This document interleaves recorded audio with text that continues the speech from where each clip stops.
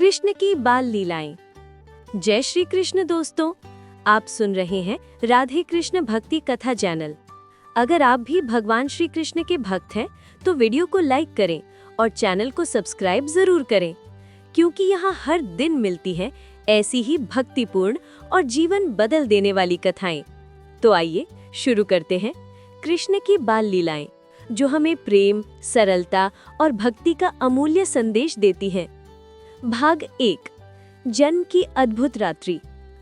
मथुरा की जेल में, कारागार की अंधेरी रात में, जब चारों ओर भय और निराशा छाई थी, उसी क्षण जन्म हुआ उस दिव्य बालक का, जो आने वाले युगों को प्रकाश देने वाला था। वो कोई साधारण बालक नहीं था, वो स्वयं परमात्मा कृष्ण थे। देवकी और वसुदेव की गोद में आया वो नन्हा प्रकाशपुंज, जिसकी मुस्कान से अंधकार मिट गया। वसुदेव ने बालक को लेकर यमुना पार की और गोकुल पहुंच गए, जहां यशोदा और नंद बाबा ने उसे अपने पुत्र के रूप में अपनाया। पूरा गोकुल झूम उठा, नंद के घर आनंद भयो, जय कन्हैया लाल की। भाग 2, बाल कृष्ण की नटखट शरारतें। जैसे जैसे कृष्ण बड़े हुए, उनकी नटखट अदाएं सबको मोहित करने लगी। कभी गायों की पूंछ पकड़कर झूल जाते, कभी तालाब में ग्वालबालों के संग खेलते। माखन उनका सबसे प्यारा भोजन था। यशोदा मैया छिपा देती माखन, पर कृष्ण तो सर्वव्यापक। घड़े से निकालते, ग्वालबालों संग बांटते और भोलेपन से मुस्कुराते। एक दिन मैया ने पकड़ ही लिया, कहा, कन्हैया फिर माखन चुराया। कृष्ण बोले, मैया मैंने नहीं चुराया, बिल्ली खा गई। और मासूम चेहरा बनाकर देखे तो मैया का हृदय पिघल गया। यही है कृष्ण, जो प्रेम से सबका मन जीत लेते हैं। भाग 3, माखन चोरी और यशोदा का स्नेह। एक दिन यशोदा ने सोचा, आज तो इस नटखट को बांध कर रखूंगी। रस्सी लाई, पर हर बार छोटी पड़ जाती। जितनी बार बांधने जाती, रस्सी 2 अंगुल छोटी हो जाती। आखिर थककर मैया बैठ गईं। कृष्ण मुस्कुराए और बोले, मैया अब बांध दो, मैं भागूंगा नहीं। ये लीला सिखाती है कि भगवान को भय से नहीं, केवल प्रेम से बांधा जा सकता है। भाग 4, पूतना वध। कंस ने भेजी राक्षसी पूतना, जो बच्चों को विष पान कराकर मार देती थी।